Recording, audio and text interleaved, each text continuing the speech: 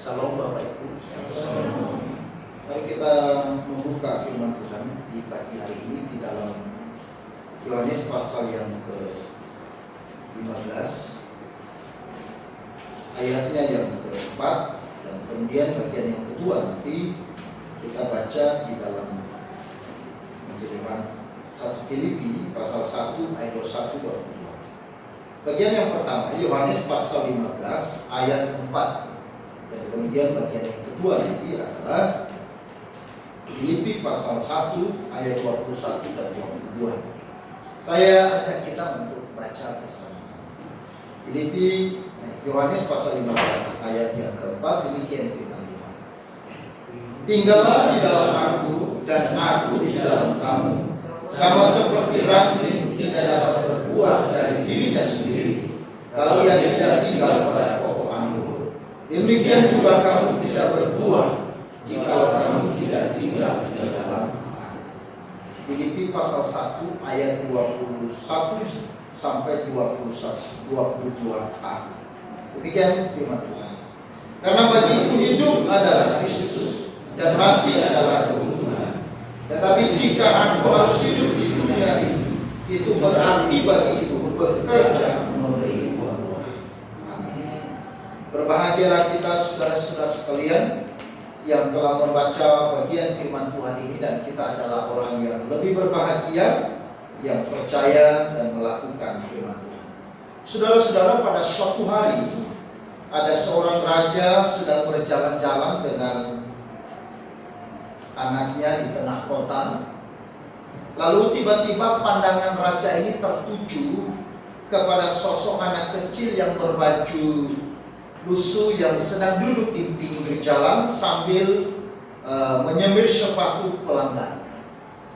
Usia anak itu tidak jauh beda dengan anaknya, tetapi tampak jelas sekali perbedaan kehidupan mereka.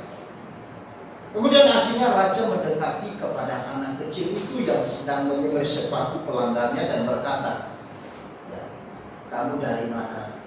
Kemudian siapa kamu?" Dan akhirnya raja mengetahui latar belakang dari anak ini, dan ternyata saudara, anak ini adalah seorang yatim piatu. Dia hidup sebatang kara, dia tidak punya keluarga, dan akhirnya dia hidup dengan menyemir sepatu di jalanan. Kemudian sang raja merasa iba, dia merasa kasihan sekali dengan anak ini.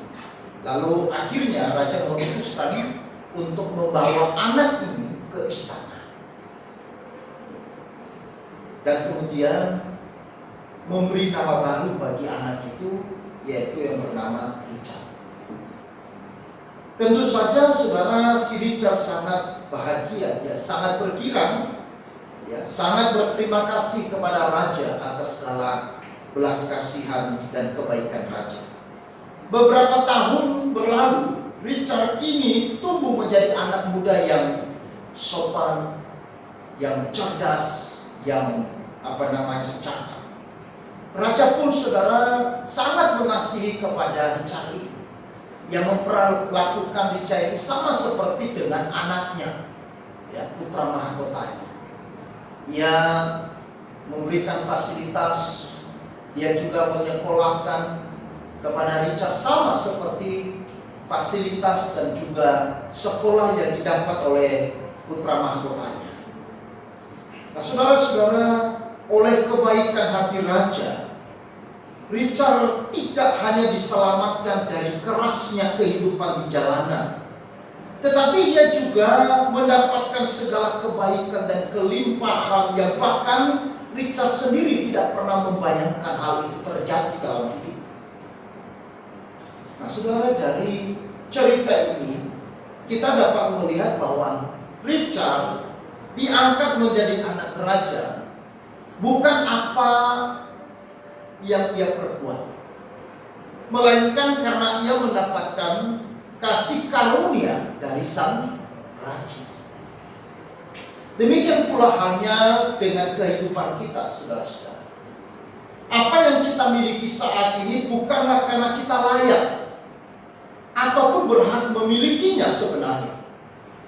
Tetapi karena apa yang telah Tuhan berikan bagi kita melalui Yesus Kristus yang telah mati dalam segala dosa kita, bukan karena kita layak juga menerima pengampunan Tuhan, tetapi karena kasih-Nya yang memberi kita keselamatan dan hidup yang baru, itulah yang disebut dengan anugerah. Saudara, seorang Kristen adalah seorang yang diberi hidup. Dan orang yang hidup harus diberi suatu tanda yang membuktikan hidup itu sedang berlangsung, yaitu berbuah. Allah menciptakan segala tumbuhan dengan satu tujuan, yaitu agar berbuah. Nah, saudara perhatikan urutannya. Pohon, kemudian buah, dan benih. Buah bersumber dari pohon, dan setiap buah mengandung benih, dan di dalam benih mengandung hidup baru untuk berbuah lagi. Nah, saudara-saudara yang dikasihi oleh Tuhan, Yesus Kristus adalah sumber dari hidup, sumber dari anugerah, sumber dari segala yang baik, sumber dari segala kebahagiaan, dan sumber dari buah hidup kita. Artinya bahwa tidak mungkin seseorang bisa menghasilkan buah kalau itu tidak bersumber dari pokok. Seorang Kristen tidak mungkin jika bisa berbuah-buah dalam hidupnya kalau itu tidak bersumber di dalam Yesus. Itulah sebabnya saudara-saudara yang dikasihi oleh Tuhan, bahwa anugerah Tuhan itu menetapkan seseorang agar bisa mempunyai tindakan yang benar. Artinya bahwa seseorang diberi anugerah oleh Tuhan bukan supaya tidak melakukan apa-apa, tetapi untuk hidup berbuah. Amin. Yohanes pasal 15 ayat 4, saya ulangi membaca. Tinggallah di dalam aku dan aku di dalam kamu.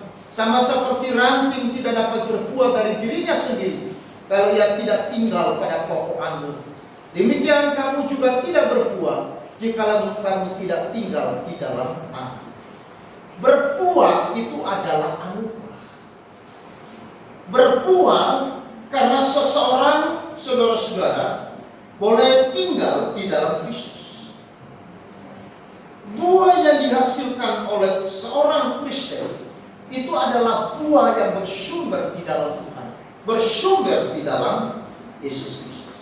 Nah, saudara, mengetahui tujuan hidup ini sangat penting karena akan menentukan saudara-saudara bagaimana seseorang menjadikan kemuliaan Kristus sebagai tujuan yang tertinggi di dalam hidup ini. Saya ulangi, saudara. Mengetahui prinsip ini, maka seorang Kristen dia akan menjadikan kemuliaan Kristus sebagai tujuan yang tertinggi dalam kehidupan.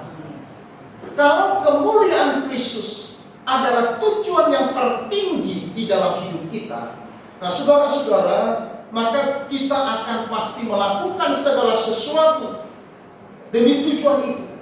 Bahkan baik kehidupan maupun kematian. Kalau sesuatu itu menjadi tujuan yang paling utama, tujuan yang tertinggi, maka saudara-saudara terhadap tujuan itu kita rela melakukan apa saja. Bahkan kematian pun kita bisa rela. Tinggal pertanyaannya adalah tujuan yang tertinggi di dalam hidup kita itu apa? Tujuan yang utama dalam hidup kita itu apa? Kemuliaan Kristus kah? Atau kemuliaan diri kita? Saudara-saudara, di Taman Eden, iblis jatuh. Adam dan Hawa jatuh karena mereka ingin memiliki kemuliaan pada diri masing-masing. Itu Itulah sebabnya ketika Adam dan Hawa jatuh dalam dosa, maka kemuliaan Allah hilang dari dia. Dalam Roma pasal 3, akibat dosa manusia mati dan kehilangan kemuliaan Allah. Saudara, kehilangan kemuliaan Allah di dalam diri seseorang, ini artinya kehilangan segala. Itu sebabnya manusia di dalam dosa lalu mencoba mencari kemuliaan yang digantikan dengan kemuliaan. Paulus di dalam 2 Korintus pasal 5, dia mengatakan bahwa hidupku sekarang adalah hidup bagi Kristus. Hidup bagi Kristus adalah hidup untuk kemuliaan Kristus. Saudara-saudara yang dikasihi oleh Tuhan, kalau tujuan yang tertinggi dalam kehidupan adalah kemuliaan Tuhan, maka seseorang Kristen dia akan mampu melakukan segala hal. Itulah sebabnya saudara-saudara, Paulus berkata di dalam firman Tuhan yang tadi kita sudah baca dalam Filipi pasal 1 ayat 21 sampai 22, hidup bagiku adalah Kristus dan mati adalah keuntungan. Saudara, jika hidup kita adalah hidup yang memberi buah, maka kematian itu menjadi keuntungan. Sebaliknya, jika hidup kita hanya sekedar hidup tanpa arti, maka itu adalah kebinasaan. Jadi ketika kita membuat hidup kita bermakna, maka kematian juga menjadi bermakna dan tidak sia-sia. Banyak orang Kristen ingin masuk surga, yakin masuk surga, tetapi bagaimana dengan hidup? Apakah hidup kita telah berbuah? Bukan hanya sekedar kita ingin masuk surga. Maka waktu Paulus mengatakan hidup bagiku adalah Kristus dan mati adalah keuntungan. Poin yang paling penting di sana bukan mati adalah keuntungan. Saudara perhatikan. Seringkali membaca ayat ini, maka poin yang utama mati adalah keuntungan. Terserah saya hidup seperti apa, tidak masalah. Yang penting mati adalah keuntungan. Saya hidup seperti apa semaunya saya di dunia, saya melakukan apa saja, yang penting mati adalah keuntungan. Mati masuk surga. Saudara, itu bukan hal yang utama. Poin yang utama adalah di bagian pertama. Jika aku hidup, ya, hidup bagiku adalah Kristus. Hidup bagiku adalah Kristus. Artinya saudara, saya harus memberikan buah. Selama aku hidup, harus membuat hidup kita bermakna, berbuah bagi kemuliaan Tuhan. Sehingga kematian menjadi bermakna, kematian menjadi keuntungan.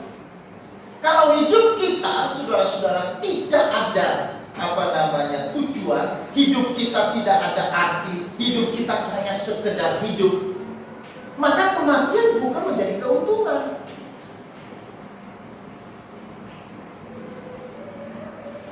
Ini yang sering menjadi problem dari orang Kristen. Mati adalah keuntungan, mati masuk surga, mati selamat. Tapi bagaimana hidup? Ya, itu nomor 2. Tidak, saudara. Ayat ini begitu dalam sekali.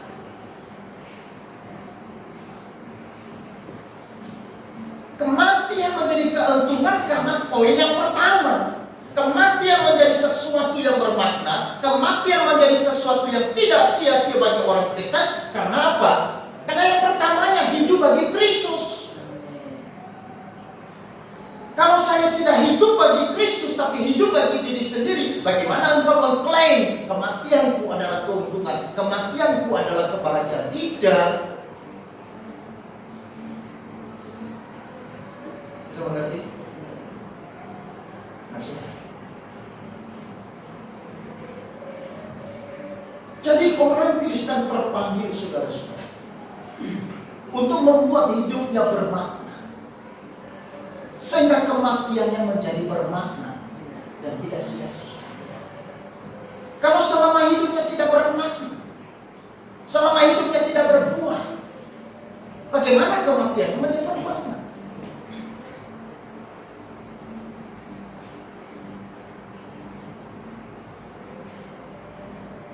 Seringkali banyak orang menggunakan Tuhan untuk memenuhi tujuan mereka, dan bukan menggunakan hidup mereka untuk menggenapi tujuan Tuhan dalam hidup. Saudara-saudara, seringkali banyak orang menggunakan Tuhan untuk memenuhi tujuan mereka. Ini beda tipis, hampir sulit dibedakan. Pengajaran-pengajaran yang tidak bertanggung jawab mengajarkan bagaimana kita punya Tuhan. Karena kita punya Tuhan, maka kita bisa buat ini dan buat itu. Saudara, Tuhan bisa melakukan apapun, bahkan dari yang tidak ada menjadi ada. Tetapi Tuhan ada bukan untuk mencapai tujuan. Kalau saudara-saudara kita menggunakan Tuhan untuk memenuhi tujuan kita, berarti Tuhan hanya alat. Betul? Ya. Betul ya? Ya. Tuhan alat. Sering kita memperalat Tuhan untuk mencapai apa yang menjadi keinginan kita. Bahkan mungkin kita melakukan sesuatu, saudara-saudara, tetapi semuanya kita hanya sebagai alat untuk mencapai apa yang menjadi keinginan kita. Mungkin saja. Bahkan kalau saya melayani Tuhan, saya pakai sebagai alat untuk mencapai tujuannya, ini adalah kekecilan. Sulit sekali. Kelihatannya rohani. Makanya banyak orang-orang di luar sana, saudara, mereka terjebak dengan apa? Dengan aktivitas. Kita lakukan ini, kita lakukan ini. Untuk tujuan siapa?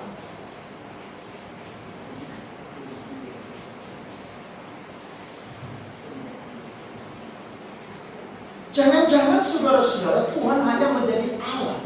Kalau kita menjadikan Tuhan sebagai alat, itu betapa luar biasanya kita menghina Tuhan. Tuhan itu bukan alat. Ini alat, tapi Tuhan bukan alat. Dia adalah Tuhan yang berdaulat. Dia adalah Tuhan yang berotoritas. Dia adalah Tuhan yang berkuasa dalam hidup. Kita ada untuk Tuhan. Amin. Saudara-saudara,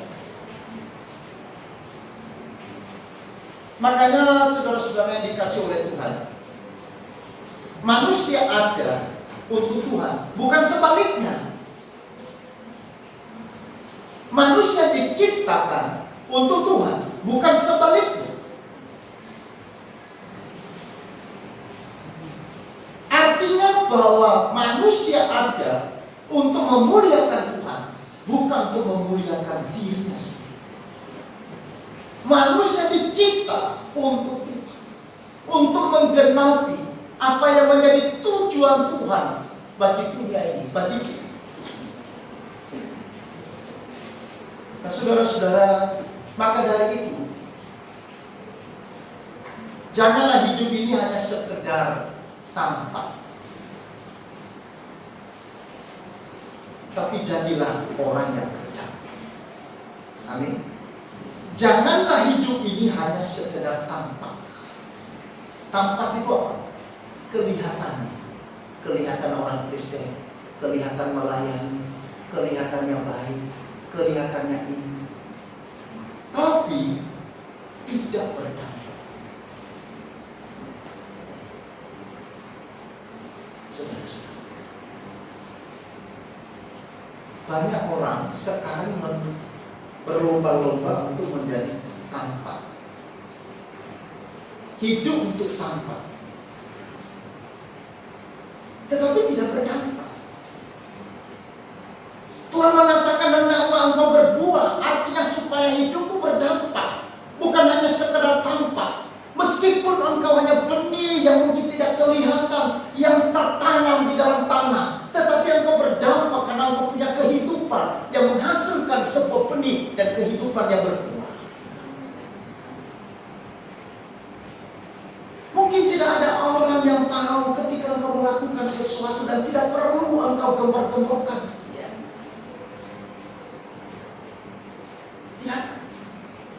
Tetapi ketika engkau melakukan dengan hati yang penuh dengan sukacita, hati yang tertuju kepada tujuan dan kemuliaan Tuhan, maka itu akan berdampak.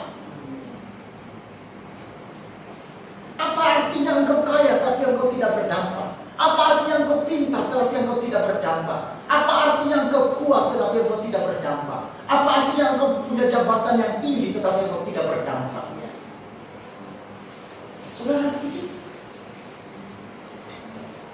bukankah semuanya itu nanti juga akan sirna?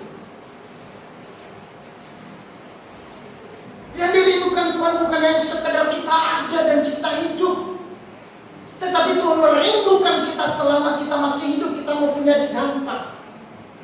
Berdampak itu artinya apa, Bapak Ibu? Memberi pengaruh yang positif, pengaruh yang membangun. Dimanapun dia berada, dia punya pengaruh di dalam keluarga, di dalam masyarakat, di dalam gereja, di dalam pekerjaannya, dengan teman-temannya, dengan komunitasnya. Dia menjadi orang yang berpengaruh, yang memberikan pengaruh yang positif, memberikan dampak, memberikan warna yang berbeda. Tadi salah seorang jemaat cerita ke saya bahwa saudaranya sudah tinggal di rumah hampir 1 bulan karena dioperasi. Dia dari iman yang baik. Lalu saya katakan ini adalah kesempatan untuk memberikan warna yang berbeda, memberikan warna yang berbeda. Ternyata warnanya kekristenan seperti itu.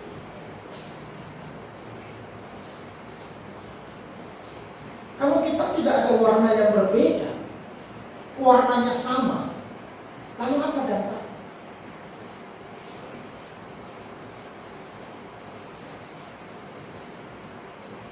Memberikan manfaat bagi orang lain, memberikan manfaat.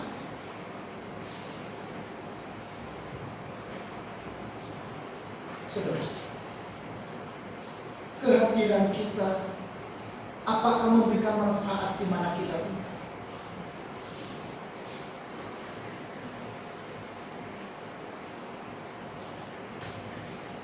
Ini penting sekali. Jadi anugerah Tuhan mengandung tuntutan dan kewajiban yang mutlak untuk kita hidup berdampak atau menjadi berkat bagi orang lain. Anugerah itu gratis, tetapi bukan murah. Anugerah itu diberikan Tuhan bukan berarti kita tidak melakukan apa-apa. Anugerah itu betul adalah pemberian yang diberikan oleh Tuhan, tetapi bukan berarti kita melipat tangan dan berpangku tangan. Anugerah itu menuntut kita pada satu kewajiban yang mutlak untuk kita harus hidup berdampak atau menjadi berkat bagi orang yang lain. Saudara-saudara yang dikasihi oleh Tuhan, bagaimana kita dapat berkat? Mari kita baca ayat Yohanes pasal 5. Yohanes pasal 15, ayat yang ke-5 maksud saya, dan ayat yang ke-7. Saya ajak kita untuk baca bersama-sama. 1, 2, 3. Akulah pokok anggur dan kamu kamulah ranting-ranting. Barang siapa tinggal di dalam aku dan aku di dalam dia, ia berbuah banyak. Sebab di luar aku, kamu tidak dapat berbuat apa-apa. Ayat 7. Jikalau kamu tinggal di dalam aku dan firman-Ku tinggal di dalam kamu, mintalah apa saja yang kamu kehendaki dan kamu akan menerima. Jadi bagaimana kita dapat berbuah, saudara-saudara? Kita dapat berbuah karena kita tinggal tetap di dalam Kristus dan di dalam firman. Ini kunci, ini rahasianya. Karena tadi di awal saya sudah katakan bahwa berbuah karena bersumber dari Yesus. Kita bisa berbuah kebaikan, berbuah kasih, berbuah ini dan itu karena bersumber dari semua kebaikan dari Kristus. Makanya di dalam Efesus pasal 2 ya, ayat 1 sampai dengan ayat yang ke-9 dia berbicara bahwa kita orang yang berdosa, yang statusnya mati, lalu kemudian oleh kasih karunia, oleh anugerah yang menghidupkan kita, sehingga kita menerima hidup yang baru. Hidup yang baru yaitu hidup yang berbuah. Kita mendapatkan hidup baru, kita mendapatkan keselamatan, itu bukan karena pekerjaan baik kita, itu bukan usaha kita, tetapi itu adalah pemberian Allah. Lalu ayat yang ke-10 dikatakan, karena kita ini buatan Allah, diciptakan dalam Kristus Yesus untuk melakukan pekerjaan baik yang dipersiapkan Allah sebelumnya bagi kita. Jadi tidak mungkin kita bisa menghasilkan sebuah buah tanpa seseorang tinggal di dalam Kristus. Tidak mungkin.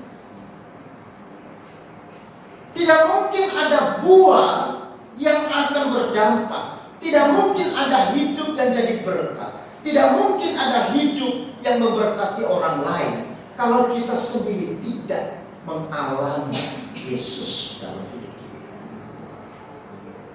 Maka perjumpaan secara pribadi dengan Yesus ini adalah kunci utama bagaimana kita bisa berbuah.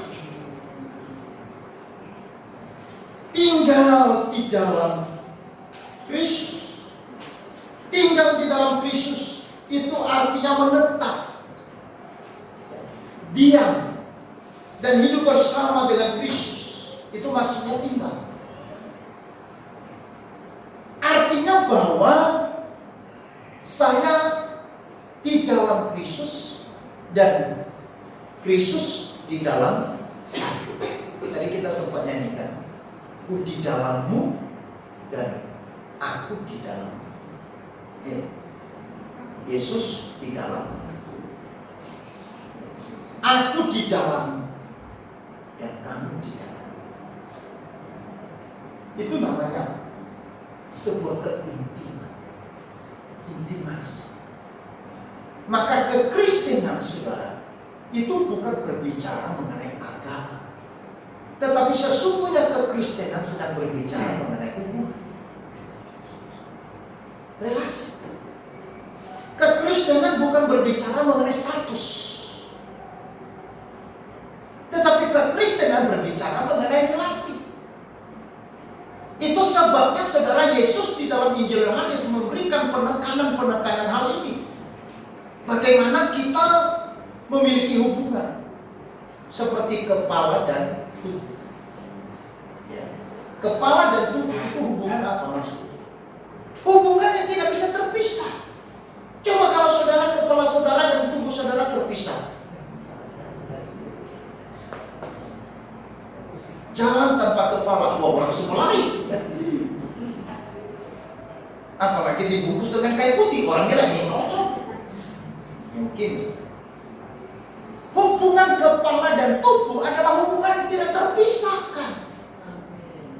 Hubungan yang terikat, bukan sewaktu-waktu, bukan kadang-kadang.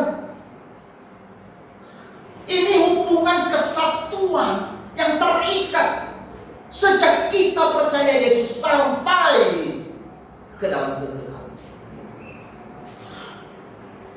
Makanya dikatakan oleh Yesus, barang siapa yang percaya kepadaku, yang mempunyai hidup yang kekal. Hidup yang kekal adalah satu keterikatan kita dengan Kristus sampai kekekalan. Makanya kita punya jaminan. Tetapi saudara harus pikir, kita hidup di dalam Kristus. Nah, hidup di dalam Kristus itu pasti hidup untuk kepentingan Kristus, hidup untuk kemuliaan Kristus. Bukan Kristus hidup untuk kita. Kita yang hidup untuk Kristus sekarang ini. Maka keberadaan kita hari ini bukan sekedar kita ada, bukan sekedar kita hidup, bukan sekedar kita bekerja, bukan sekedar kita beraktivitas. Kan itu semua yang akan berakhir melalui kematian secara jasmani. Kemudian digambarkan lagi seperti apa? Ya, seperti yang tadi kita baca di dalam Yohanes pasal 15. Hubungan kita dengan Kristus seperti hubungan apa? Pokok anggur dengan ranting-ranting. Pokok dan ranting-ranting. Ini juga hubungan yang tidak bisa terpisah. Kalau ranting-ranting terpisah dari pokoknya, matilah ranting-ranting. Kenapa? Pokok adalah sumber dari kehidupan ranting-ranting. Ranting-ranting bisa hidup dan berbuah karena dia melekat pada pokok. Karena ranting-ranting tidak bisa menghasilkan buah dari dirinya sendiri. Saudara dan saya tidak bisa menghasilkan buah dari diri sendiri. Tidak bisa. Karena kita mengatakan semua orang telah berbuat dosa, tidak ada yang baik, tidak ada yang benar, tidak ada yang mencari Allah, tidak ada yang takut akan Tuhan. Tidak. Lalu kalau kemudian saudara dan saya, lalu kemudian bisa menghasilkan buah, itu karena engkau ada di dalam Yesus. Amin. Karena mengalir benih kehidupan di dalam hidup kita, lalu kemudian dari hidup kita mengalir buah-buah, mengalir kepada orang lain. Maka waktu engkau sudah melayani Tuhan, itu adalah bagian bahwa hidup Kristus mengalir dalam hidup. Amin. Waktu engkau memberkati orang lain, engkau hidup di mana dan menjadi berdampak, itu artinya bahwa saudara membuktikan bahwa engkau sudah ada di dalam Yesus, yang adalah sumber dari buah, sumber dari kehidupan, sumber dari segala kebajikan, sumber dari segala kebahagiaan yang menghasilkan, yang berdampak bagi orang lain. Saudara-saudara, itu sebabnya kita harus melekat di dalam Kristus. Karena kekuatan kita bukan pada diri kita. Kita kuat karena Dia. Amin. Kita kuat karena Yesus. Kita mampu karena Yesus. Kita bisa karena Dia, bukan karena kita. Maka ketika kita melepaskan diri dari pokok, maka kehidupan kita akan mulai menjadi kering. Menjadi kering. Dan kemudian jatuh dan terbakar dan tidak ada arti. Orang yang memisahkan dirinya dari pokok anggur yang benar, orang yang mau mulai meninggalkan persekutuannya dengan Yesus, hati-hati saudara. Mungkin sekarang masih hidup, tetapi dia mulai kering.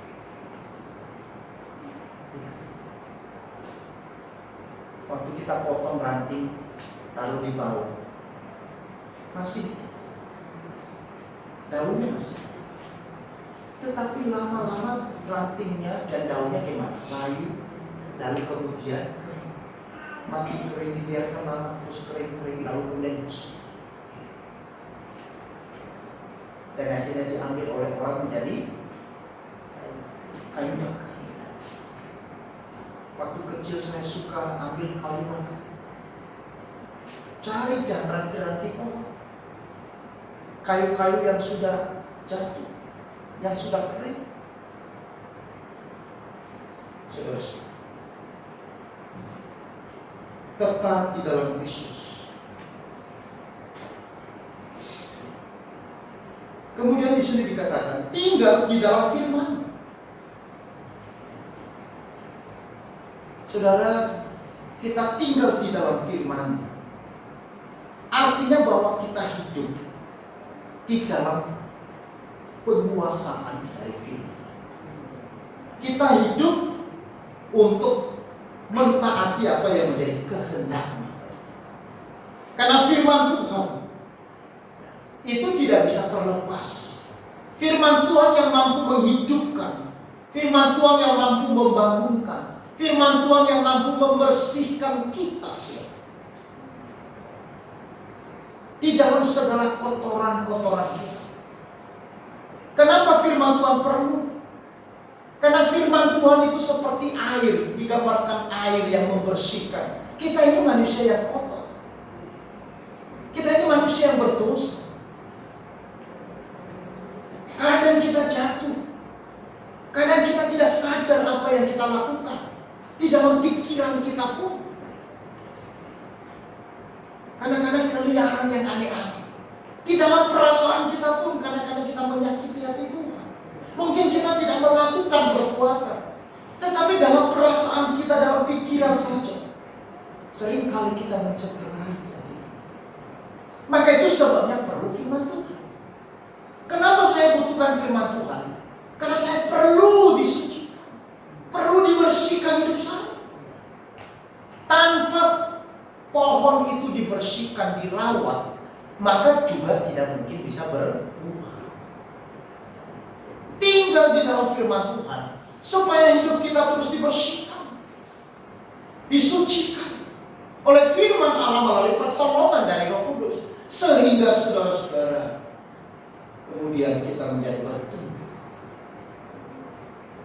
Kalau kita tanam pisang di tengah-tengah hutan, hanya sekedar kita tanam, tetapi kemudian kita tidak bersihkan rumputnya, kita tidak gali tanahnya, pohon itu mungkin tetap ada, tetapi dia tidak akan menghasilkan buah. Tidak akan menghasilkan buah. Tetapi ketika pohon itu kemudian kita bersihkan rumput-rumput di sekitarnya, kita juga bersihkan daun-daunnya yang sudah melayu, kemudian kita potong dan kita, lalu dia akan bertumbuh dengan dan menghasilkan buah yang baik. Amin. Hidup kita juga adalah hidup yang mau dibersihkan. Kita siap untuk dibersihkan oleh Tuhan.